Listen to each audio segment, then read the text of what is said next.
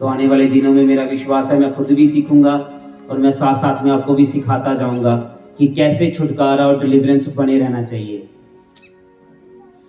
मैंने एक चीज नोटिस की है अपने शहर में, खासकर अपने शहरों में, हमारे शहर में लोग बड़े ज्यादा बीमार और परेशान रहते हैं, जबकि प्रार्थना भी करते हैं और उपवास भी रखते हैं।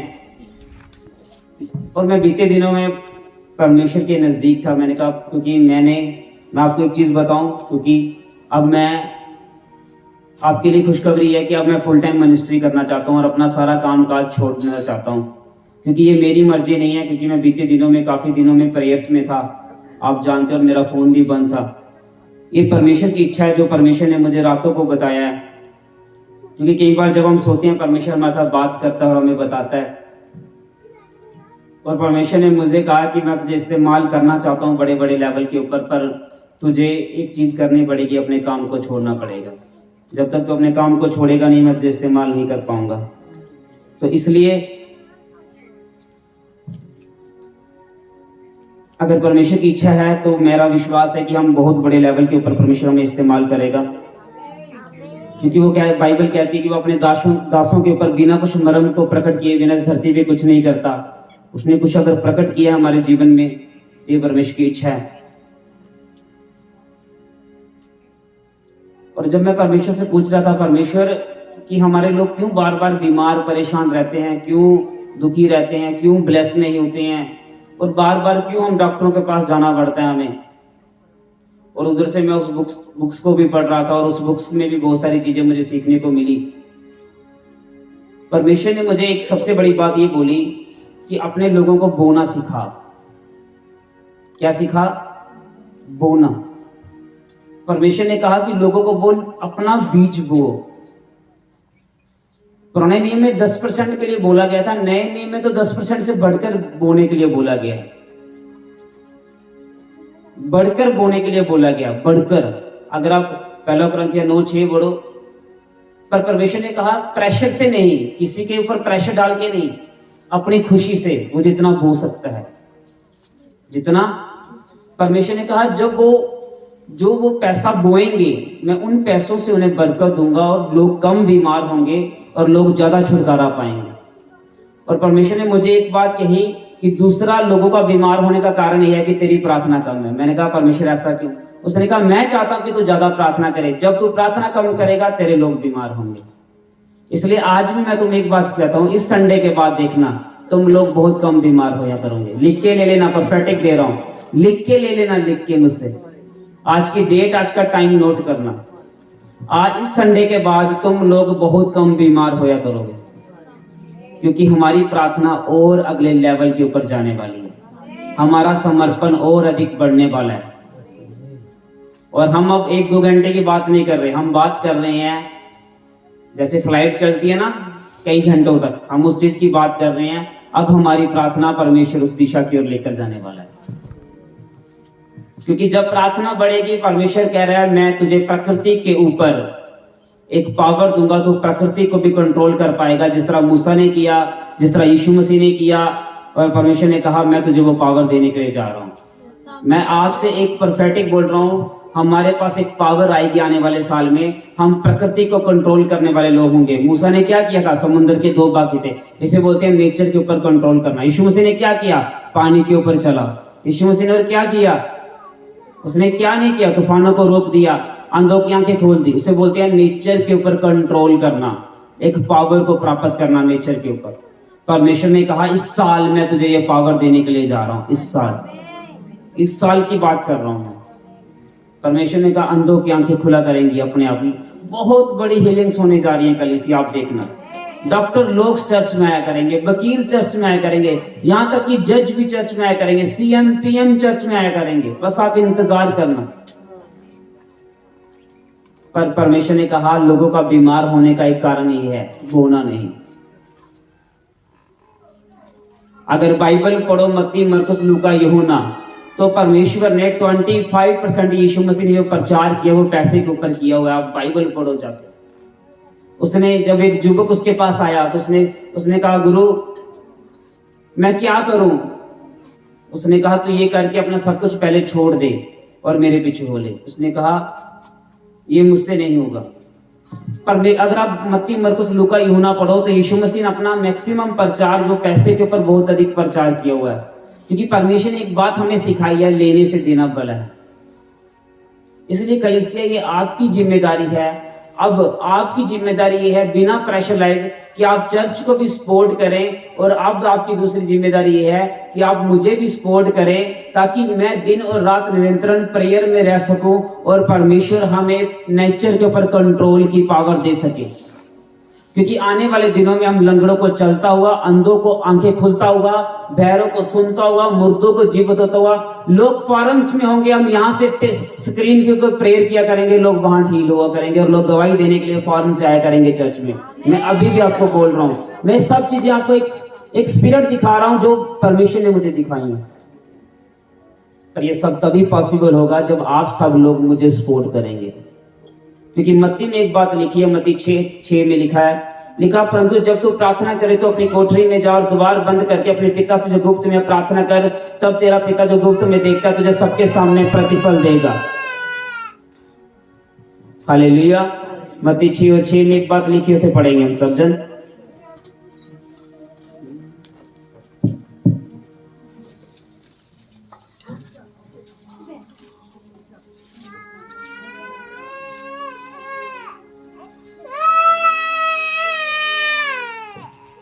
इस वचन मत्ती 6:6 पढ़ेंगे पहले। परंतु जब तू प्रार्थना करे तो अपनी कोठरी में जा और द्वार बंद करके अपने पिता से जो गुप्त में है प्रार्थना कर, तब तेरा पिता जो गुप्त में देखता है तुझे प्रतिफल देगा। मेरे जीजू, अगर तुम बड़ा प्रतिफल चाहते हो तो तुम्हें एक जगह प्रार्थना करनी होगी, उसे क्या कहते हैं? गुप्त में। कहाँ प्रार्थना करनी होगी? गुप्त में। लिखा अगर तू सीक्रेटली, लिखा अगर तू गुप्त में प्रार्थना करता तो परमेश्वर तुझे सबके सामने क्या देगा? सवाल ये है कि क्या तुम प्रार्थना करते हो जाने। अगर तुम इनाम पाना चाहते हो, तुम्हारे जीवन में प्रार्थना का एक महत्व होना चाहिए, तुम्हारे जीवन में प्रार्थना का एक स्थान होना चाहिए, तुम्हारे जीवन में प्रार्थना का एक समय होना चाहिए। अगर तुम्हारे जीवन में प्रार्थना का कोई समय नहीं है तो तुम अपने जीवन में कभी भी इनाम नहीं पा पाओगे। इसको मैं आपको डिटेल में अभी बताऊंगा। अभी हम वो पढ़ते हैं उत्पत्ति 1 उसका 28 और 29 वचन।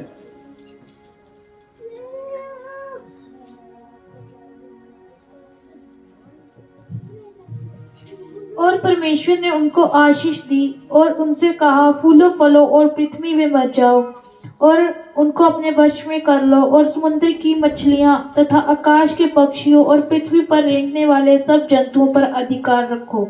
फिर परमेश्वर ने उनसे कहा, सुनो, जितने बीज वाले छोटे छोटे पेड़ हैं सारी पृथ्वी के ऊपर हैं, जितने वृक्षों में बीज वाले फल होते हैं वे सब मैंने तुम्ही को दिए हैं, वे तुम्हारे भोजन के लिए हैं। तब परमेश्वर ने अपने स्वरूप में मनुष्य को रचा, अपने ही स्वरूप में परमेश्वर ने मनुष्य की रचना की, नर और नारी के रूप में उसको मनुष्य की सृष्टि की। परमेश्वर ने इंसान को अपने स्वरूप में, अपने इमेज में बनाया और अपने समान बनाया है। और परमेश्वर ने इंसान को एक चीज दी है, सब चीजों के ऊपर क्या दिया है? अधिकार दिया है। आपको अपने अधिकार को प्राप्त करने के लिए, आपको अपने अधिकार की पावर को बढ़ाने के लिए, आपको अपने अधिकार की सामर्थ्य को बढ़ाने के लिए एक चीज की जरूरत है, वो है गुप्त में प्रार्थना। कहां प्रार्थना? गुप्त में। जब आप अपनी कोठरी में जाओ और द्वार बंद करके गुप्त में पिता से जो कुछ मांगो तो तुम पिता से पाओगे और सबके सामने तुम्हें परमेश्वर प्रतिफल देगा। कोठरी का मैंने आपको बताया, इसका मतलब है टीमान, और टीमान का मतलब है गोदाम या एकांत में रहने का कमरा या विश्राम कक्ष या गुप्त कमरा।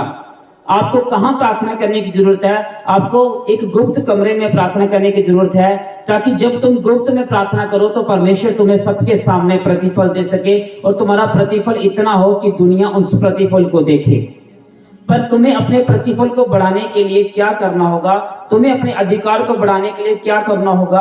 तुम्हें अपने अधिकार को बढ़ाने के लिए, अपने अधिकार की सामर्थ्य को बढ़ाने के लिए, अपने अधिकार की पावर को बढ़ाने के लिए, अपने अधिकार की शक्ति को बढ़ाने के लिए तुम्हें मोर प्रेयर्स एंड मोर फास्टिंग करनी होगी।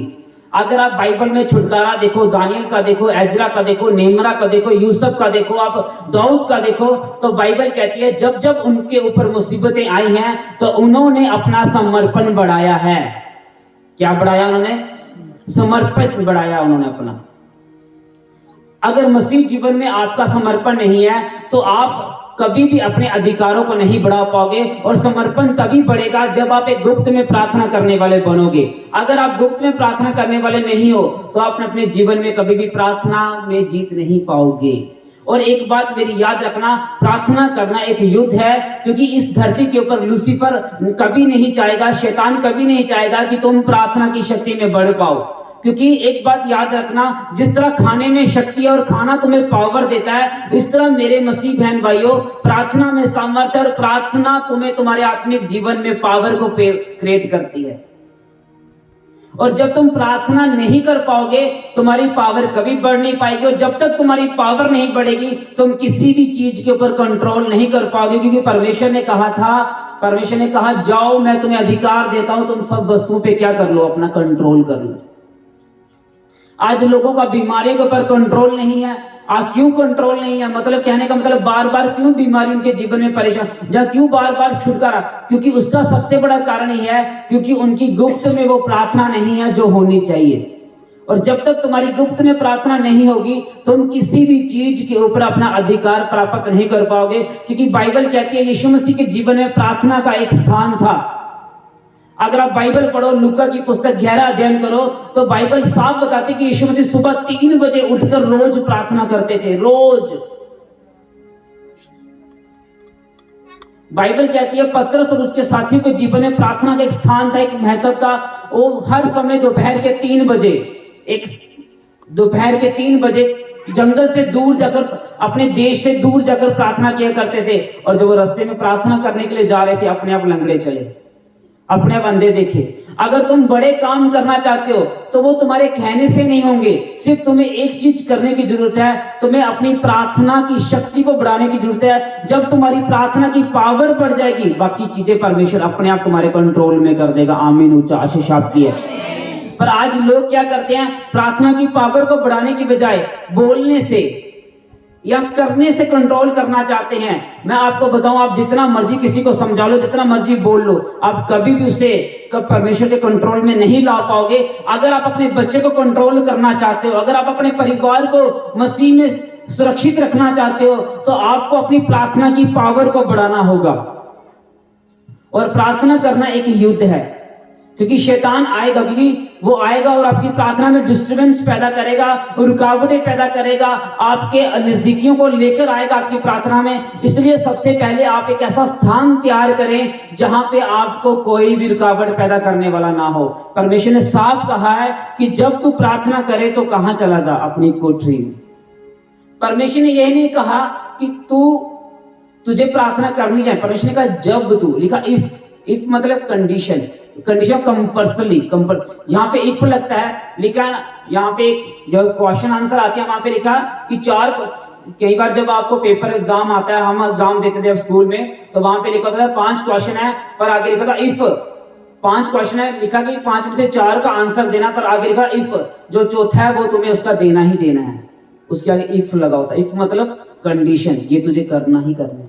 वैसे ही परमेश्वर ने कहा है कि ये तुझे करना ही करना है। और जब तुम अपनी प्रार्थना की पावर को बढ़ाओगे तुम नेचर पे कंट्रोल करना शुरू कर दोगे यीशु नासरी के सामर्थी नाम से। अगर आप बाइबल में आगे पढ़े मरकुस की पुस्तक में, तो वहां पे लिखा यीशु मसीह का नेचर के ऊपर कंट्रोल था। पर यीशु मसीह का नेचर के ऊपर कंट्रोल आया कैसे? उसका नेचर के ऊपर कंट्रोल आया प्रार्थना की सामर्थ्य को बढ़ाकर। और जैसे आप अपनी प्रार्थना को बढ़ाएंगे फिर क्या होगा? शैतान आएगा तुम्हें डिस्टर्बेंस करने के लिए। किसके द्वारा? फोन्स में। किसके द्वारा? तुम्हारे अपने नजदीकियों के द्वारा। किसके द्वारा? रिश्तेदारों के द्वारा, पड़ोसियों के द्वारा।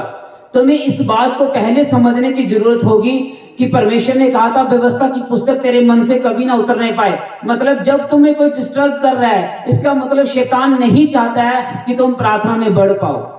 अब तुम्हें बाइबल कहती है कि शैतान की चालाकियों को समझो, शैतान को अवसर ना दो। इफ्सियों की पुस्तक में लिखा कि शैतान की चालाकियों को समझो, शैतान को अवसर ना दो। अब तुम्हें ये बात समझने की जरूरत है कि जैसे मैं अपनी प्रार्थना को बढ़ाऊंगा, अगर तुम ये पहले ही समझ जाओ कि जैसे मैं अपनी प्रार्थना को बढ़ाऊंगा तो शैतान मेरे जीवन में रुकावट पैदा करने की कोशिश करेगा। उसने कहा परमेश्वर के सारे हथियार बांध लो कि तुम शैतान की युक्तियों के सामने खड़े रह सको। अब तुम्हें ये बात पहले पता होनी चाहिए कि जैसे तुम अपनी प्रार्थना की पावर को बढ़ाने के लिए जा रहे हो, परमेश्वर में तुम ये समर्पित कर चुके हो कि परमेश्वर एक समय के ऊपर मैं इतने समय में प्रार्थना तुझे देने वाला हूं। एक समय में जैसे तुम वहां जाओगे, शैतान आएगा तुम्हारे जीवन में रुकावट लेकर। वो आएगा, कैसे आएगा? उसने आदम के जीवन में रुकावट डालने की कोशिश की, उसने संसार को अपवित्र कर दिया। बाइबल कहती है आदम से पूर्व भी एक संसार था। जुग कहती है ना, ये जुग वो जुग। बाइबल, अगर आप बाइबल पढ़े, जो बाइबल मेरे पास है, इसमें सारे जुगों की स्टडी दी गई है। हर जुग के बारे में इसमें लिखा गया है। शैतान ने क्या किया? लूसीफर ने, जब परमेश्वर उसे धरती के ऊपर कंट्रोल करने की पावर दी थी, तो उसने संसार को भ्रष्ट कर दिया। और आज वो क्या चाहता है? आज वो क्या करता है? आज वो ये करता है, लोगों को कहता है कि तुम सारा वैभव ले लो, तुम सारा पैसा ले लो, पर तुम अपनी आत्मा मुझे दे दो। आप पढ़ो स्टोरियां, बड़े बड़े फिल्म स्टार की देखो, आज बड़े इंटरव्यू आते हैं उनके। यहाँ पे फिल्म स्टार कहते हैं कि हम, बड़े बड़े सिंगर कहते हैं कि हमने क्या नाम उसका, मैजिशियन या इससे क्या नाम उसका, जादू टोने से बहुत कुछ करने की कोशिश की, पर शैतान जब हमारे पास आया, उसने कहा तू बहुत सा पैसा ले ले, पर अपनी आत्मा मुझे दे दे। क्योंकि शैतान को बहुत सालों का, ये धरती जब से करोड़ों अरबों सालों से धरती, बाइबल तो 6000 साल से आदम की उत्पत्ति बताती है, 6000, पर इससे पहले से ये धरती और उस धरती पे राज करता आया है। उसको तब से यहां का एक्सपीरियंस है। अगर आपको ये युद्ध जीतना है, प्रार्थना का युद्ध, तो सबसे पहले वचन आपके अंदर होना चाहिए और आपका विश्वास वचनों के ऊपर अटल होना चाहिए। पहला कुरिन्थियों 15:58 में लिखा, विश्वास में अटलो, दृढ़ बन जाओ। तुम्हें अटल होना, तुम्हें खड़े होना होगा विश्वास में, और शैतान की युक्तियों का सामना करना पड़ेगा। अब तुम्हें एक बात मालूम है कि जैसे मैं प्रार्थना को बढ़ाने के लिए जाऊंगा, तो शैतान आएगा मेरी प्रार्थना को रुकावट करने के लिए। ये चीज तुम पहले मन में बिठाकर प्रार्थना करने के लिए जाओ, और जब भी वो रुकावट पैदा करे, तो प्रार्थना में उस रुकावटों को तोड़ो। जैसे जैसे तुम्हारी प्रार्थना का मसा बढ़ेगा, वैसे वैसे छुटकारा तुम्हारे जीवन में इंटर होता चला जाएगा।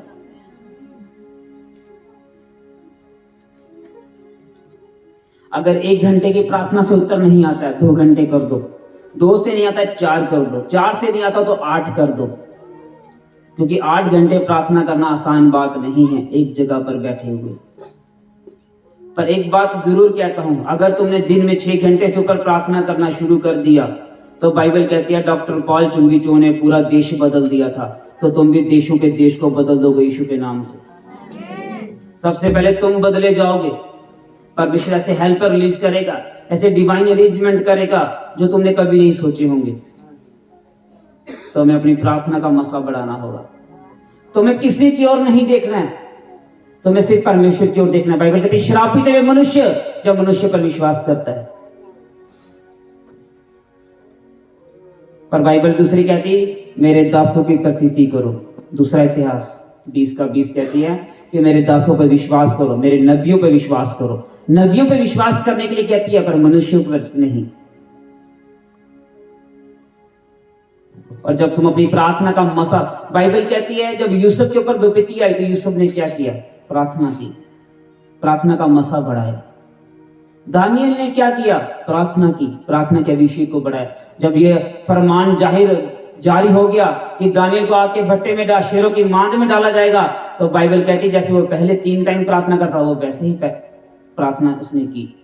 और जैसे उसने प्रार्थना की, उसने कहा हे राजा, मेरा परमेश्वर मुझे शेरों की मांग से बचाने की सामर्थ्य रखता है।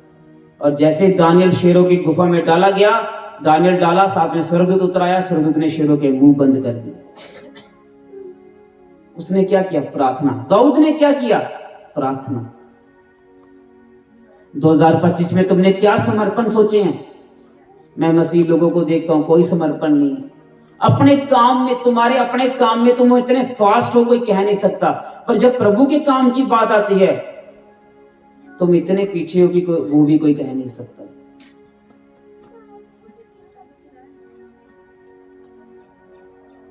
ना तुम मेरे लिए कुछ कर रहे हो, तुम जो कुछ भी कर रहे हो पिता परमेश्वर के लिए कर रहे हो।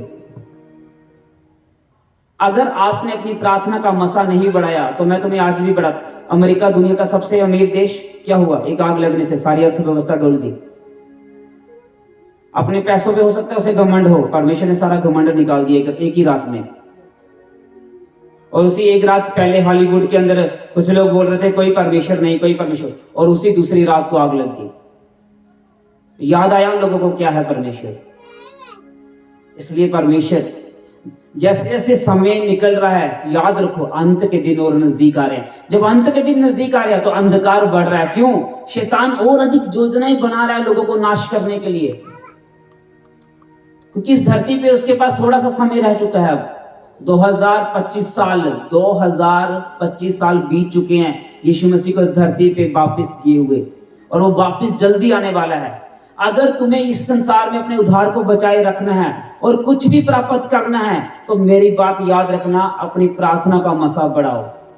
और जब शैतान तुम्हारे जीवन में तुम्हारी प्रार्थना को रुकावट लेने के लिए, तो ये बात अपने दिमाग में पहले बिठा कर रखो कि वो रुकावट पैदा करेगा, पर तुम्हें रुकना नहीं होगा। अगर तुम 1 साल का मसा 1 महीने में पाना चाहते हो तो आज मैं तुम्हें एक सीक्रेट बताता हूं। एक समय पे प्रार्थना करो, एक समय बनाओ अपना, उस समय पे रोज बैठो। आंधी आए, तूफान आए, बुखार आए,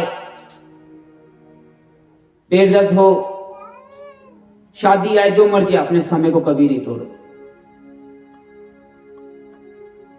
तुम जैसे जैसे आत्मा में बढ़ते जाओगे तुम्हारा मसा बढ़ेगा, अपने आप काम होंगे, अपने आप। क्योंकि बाइबल एक बात कहती है, यूहन्ना 1:14 में, वो कहती है यीशु मसीह जीवन है। यीशु मसीह क्या है? जीवन है। यीशु मसीह क्या है?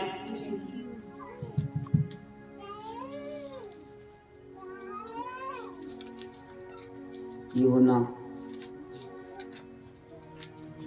1:4 में लिखा, उसमें जीवन था और वे जीवन मनुष्य की ज्योति थी।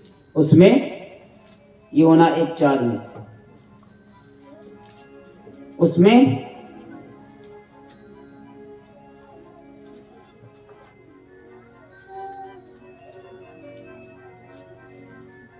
सुनो, मैं आपको पढ़ाता हूं, मेरे पास जो बाइबल है उसमें लिखा, उसमें जीवन था और वे जीवन मनुष्य की ज्योति थी। यीशु मसीह में क्या था?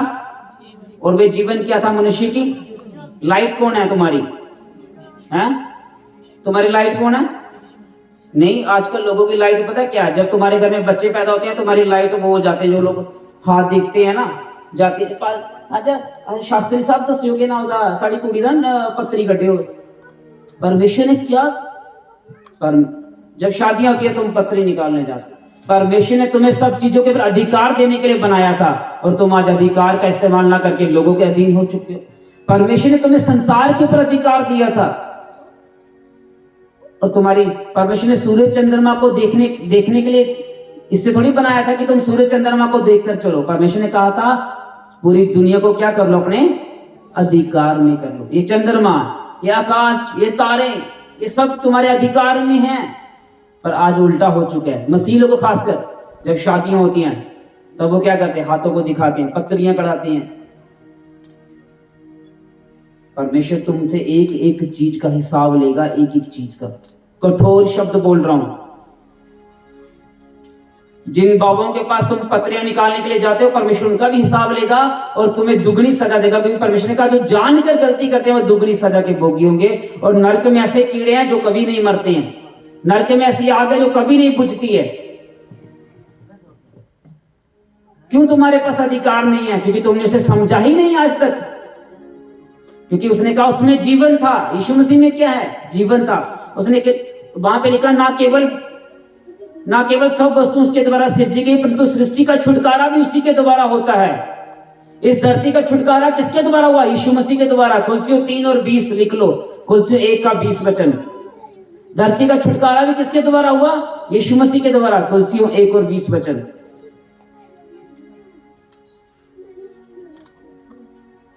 एक बीच में लिखा, और उसके क्रूस पर गए लहू के द्वारा मेल मिलाप करके सब वस्तुओं को उसी के द्वारा से अपने साथ मेल कर ले, चाहे वे पृथ्वी पर की हो चाहे स्वर्ग की। छुटकारा, धरती का छुटकारा कैसे हुआ? यीशु मसीह के द्वारा। कैसे हुआ? और यीशु मसीह क्या करते थे? लिखा, भोर को उठकर प्रार्थना करने के लिए जंगल में जाया करते थे।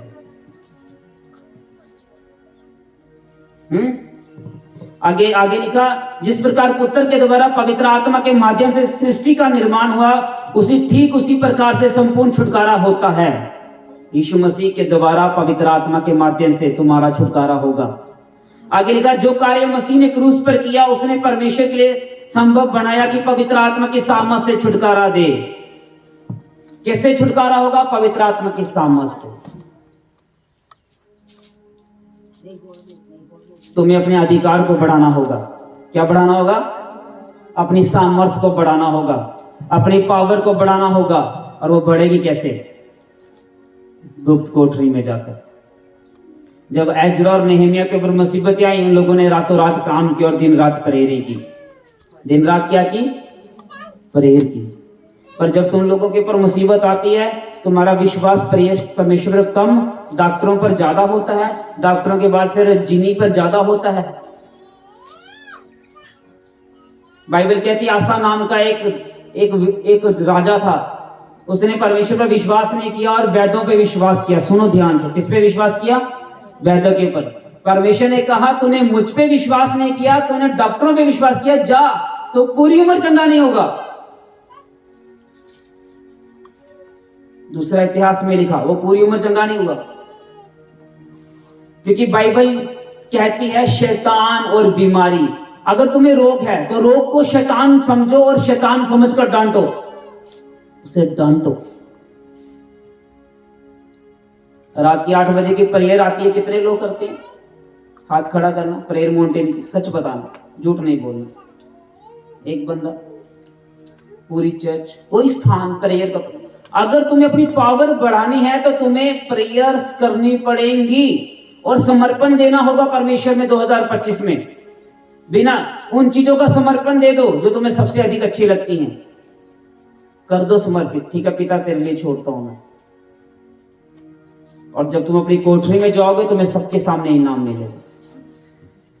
और जब तुम प्रेयर पे जाओगे, एक बात याद रखना, जब तुम प्रेयर पे जाओगे तुम्हारा मन नहीं करेगा करने के लिए, तुम्हारा मन करेगा ऊना उठिया, छट यार फोन, 5 बार फोन देखने का मन करेगा, अभी उठ जाऊं, अभी ये करूं, अभी वो करूं। तुम्हें अपने मन को मारना होगा। और जब तुम इसे मारोगे, इसे कंट्रोल करोगे पवित्र आत्मा के माध्यम से, पवित्र आत्मा की सामर्थ से, तो वही चीज होगी जब तुम्हारी सामर्थ बढ़ेगी और तुम सब चीजों पे कंट्रोल करोगे।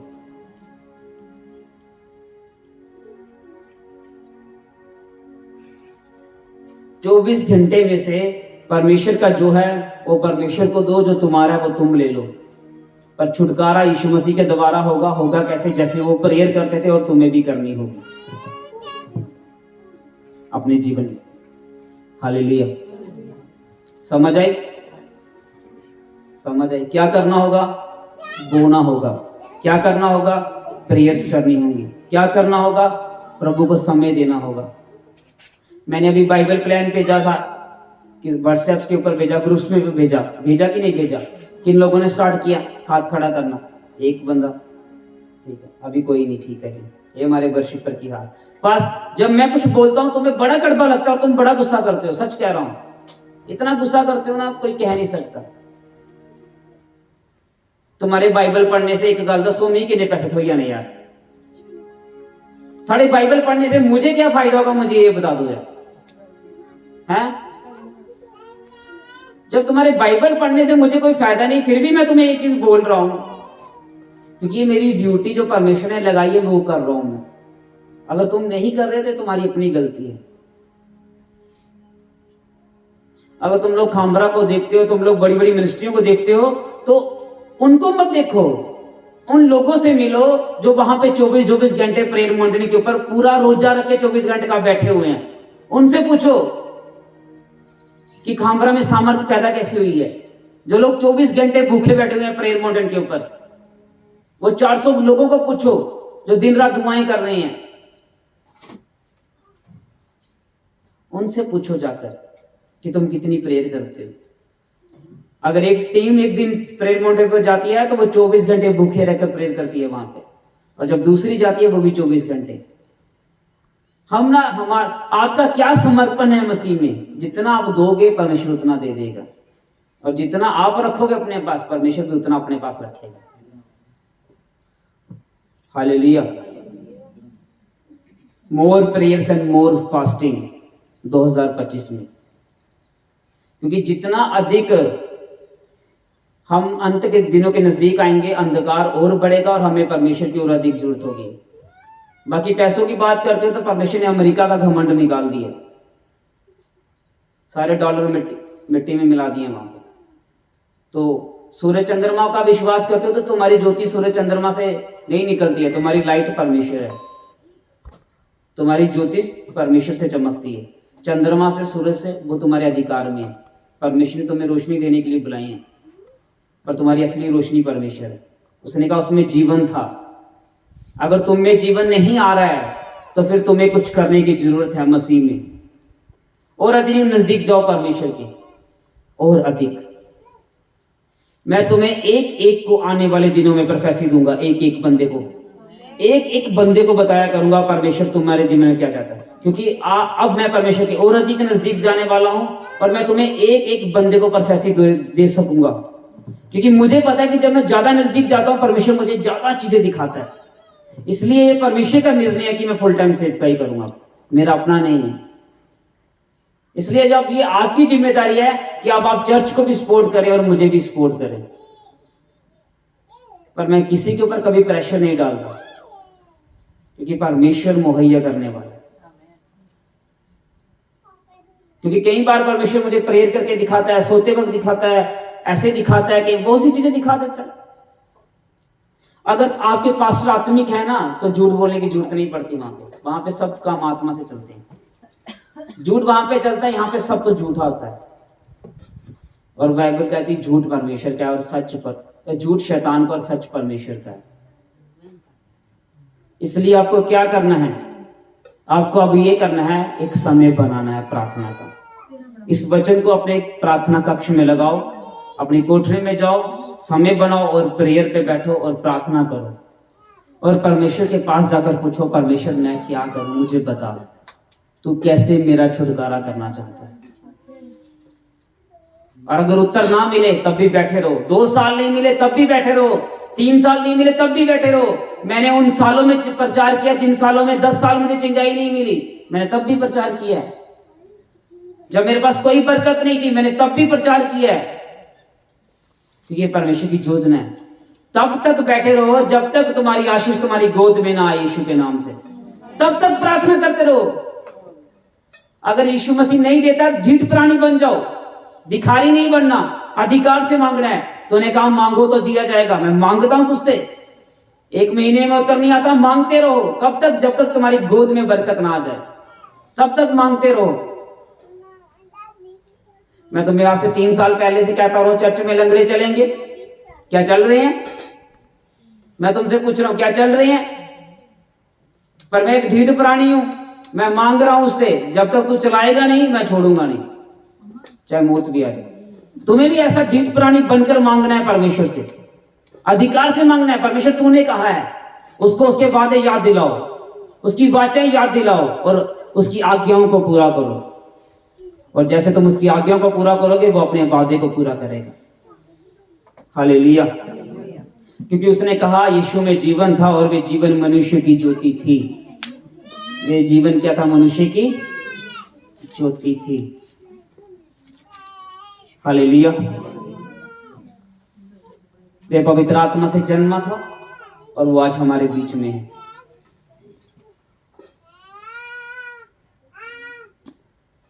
यीशु मसीह के नाम से मांगते हैं, आमीन। आंखें बंद करेंगे, सब जन खड़े हो जाएंगे लास्ट प्रार्थना में। मेरे